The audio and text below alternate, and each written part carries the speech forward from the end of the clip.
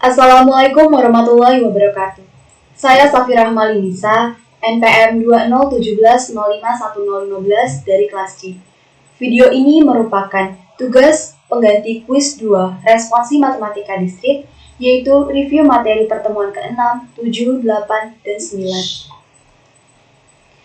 Materinya adalah yang pertama matriks, yang kedua mencari inverse matriks dengan menggunakan metode Gauss-Jordan, yang ketiga kompleksitas, dan yang keempat graf. Yang pertama matriks.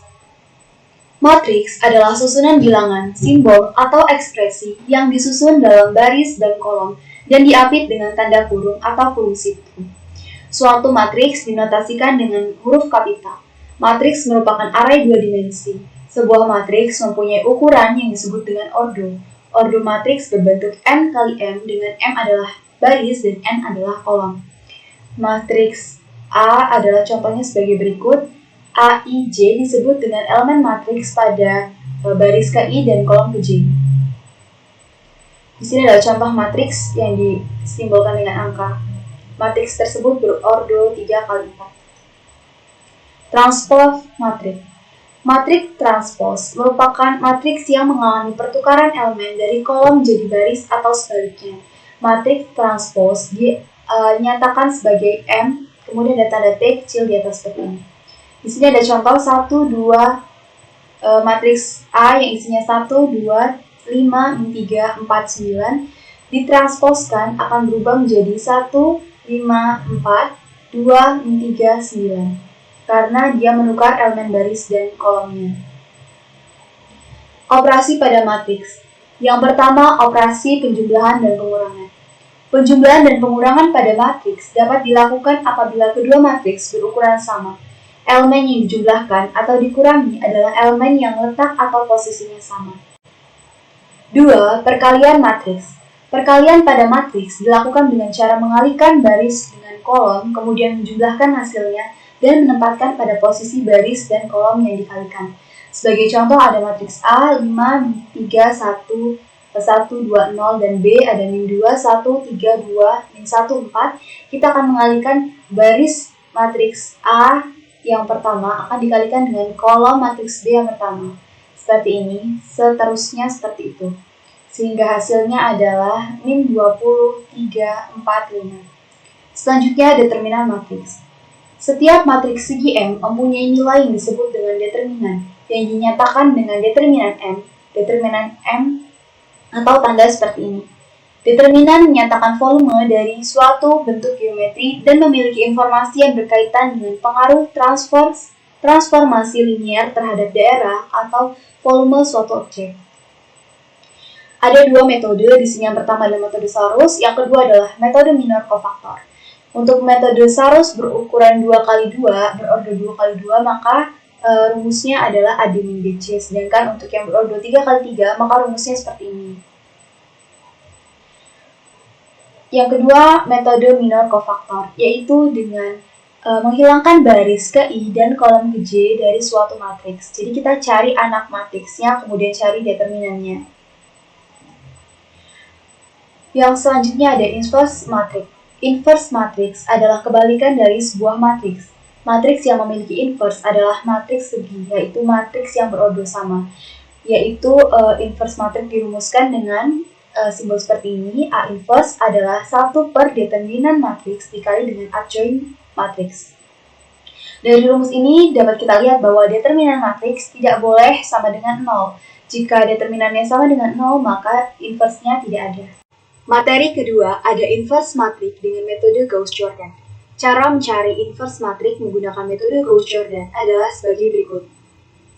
Ini adalah rumusnya, yaitu matriks dengan identitas akan sama dengan identitas dengan inverse matriks. Di sini ada contoh matriks berordo 3x3, yaitu matriks A 1, 2, min 4, 0, min 3, 1, 2, 0, 5. Kemudian identitasnya ada 100, 100, 010, 001. Ini dengan metode Gauss-Jordan, matriks ini akan kita ubah bentuknya menjadi identitas dan matriks inverse-nya dengan cara membuat elemen yang ini pertama kali kita ubah menjadi 0, yaitu dengan mengurangi baris ketiga dengan 2 kali baris pertama, sehingga hasilnya menjadi seperti ini. Selanjutnya, kurangi baris ketiga dengan baris kedua, untuk mengubah nilai min 3 ini menjadi 0. Selanjutnya, kita ubah diagonal matriks yang pertama menjadi 1. Jadi kita ubah diagonal matriks ini menjadi 1, karena matriks identitas diagonalnya adalah 1. Selanjutnya kita ubah dua angka ini menjadi 0, yaitu dengan cara mengurangkan baris kedua dengan min sepertiga baris ketiga dan mengurangkan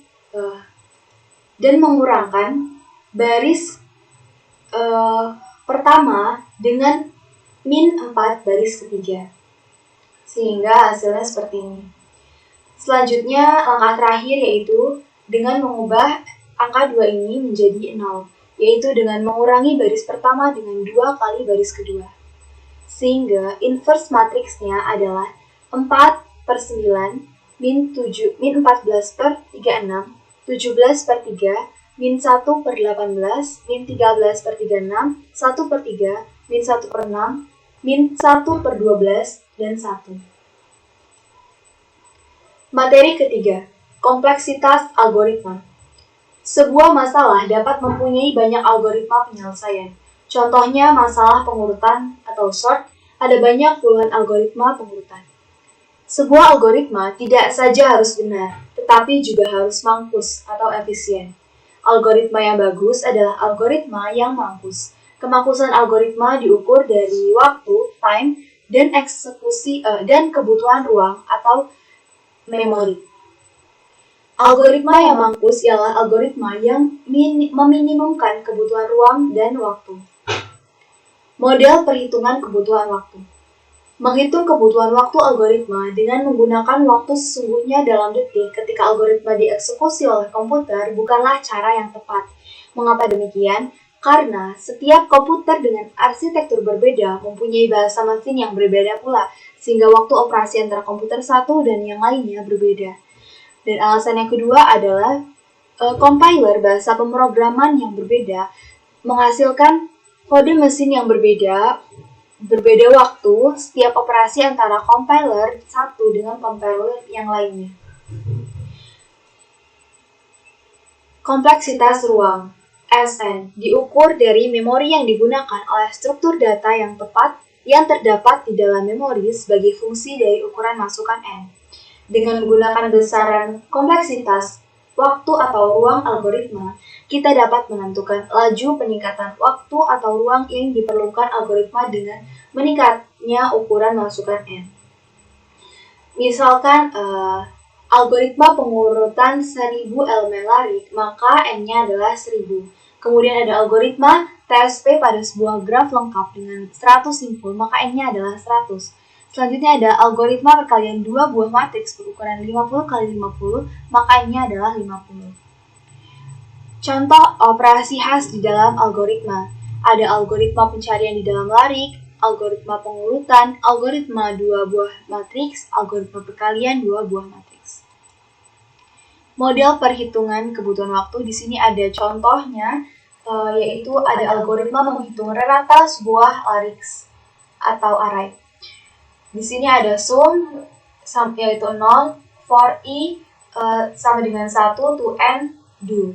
Sum sama dengan sum plus ai, and for. Rata-rata adalah sum dibagi n. Operasi yang mendasar pada algoritma tersebut adalah operasi penjumlahan elemen-elemen i, yaitu sum sama dengan sum plus ai, yang dilakukan sebanyak n kali. Sehingga dapat ditentukan bahwa kompleksitas waktu Tn-nya adalah n. Kompleksitas waktu dibedakan atas 3 macam. Yang pertama ada Tmax n, yaitu untuk kompleksitas waktu untuk kasus terburuk, worst case. Kebutuhan waktunya maksimum. Kemudian ada Tmin, kompleksitas waktu untuk kasus terbaik, best case. Kebutuhan waktunya minimum. Kemudian ada TAFG n, kompleksitas waktu untuk kasus rata-rata, average. Notasi O disebut notasi O besar, big O, yang merupakan notasi kompleksitas waktu asimptotik. Definisinya, Tn sama dengan big O Fn, dibaca Tn adalah big O Fn yang artinya Tn berorder paling besar Fn. Bila terdapat konstanta C dan NO sedemikian sehingga Tn kurang dari sama dengan Cf konstanta Fn untuk N lebih besar sama dengan 0. Fn adalah batas lebih atas upper bound dari Tn untuk N yang besar. Contohnya, tunjukkan bahwa Tn sama dengan N 2N kuadrat plus 6N plus 1 sama dengan big O N kuadrat. Di sini penyelesaiannya, 2N kuadrat ditambah 6N plus 1 sama dengan big O N kuadrat. Karena 2N kuadrat ditambah 6N plus 1 kurang dari sama dengan 2N kuadrat plus 6N kuadrat plus N kuadrat. Ini didapat dari pangkat tertingginya yaitu adalah N kuadrat. Sama dengan 9N kuadrat untuk semua N lebih besar sama dengan 1. Dengan konstanta sama dengan 9 dan NO sama dengan 1. Materi keempat, graf. Graf digunakan untuk merepresentasikan objek-objek diskrit dan hubungan antara objek-objek tersebut. Definisi graf. Graf G sama dengan VE. Dalam hal ini, V adalah himpunan tidak kosong dari simpul-simpul vertex sama dengan F1, F2, Fn. E sama dengan himpunan sisi H yang menghubungkan sepasang simpul. Representasinya di sini objeknya bisa notkah, bulatan, atau titik. Kemudian hubungan antara objeknya garis. Gambarnya seperti di samping ini, seperti gambar ini. Ini adalah contoh dari graf. Di sini ada G1, G2, dan G3. G1 adalah graf dengan V 1, 2, 3, 4. Dan E-nya ada 1, 2, 1, 3, 2, 3, 2, 4, dan 3, 4. G2 adalah graf dengan 1, 2, 3, 4, kemudian ada 1, 2, 2, 3, 1, 3, 1, 3, 2, 4, 3, 4, dan 3, 4. Dengan E 1, 2, 3, 4, 5, 6, dan 7. Kemudian G3 adalah graf dengan 1, 2, 3, 4, dan E-nya ada 1, 2, kemudian ada 2, 3, 1, 3, 1, 3, 2, 4, 2, 3, 4, 3, 4, dan 3, 3. Di sini E-nya ada E1, E2, E3, E4, E5, E6, E7, dan E8.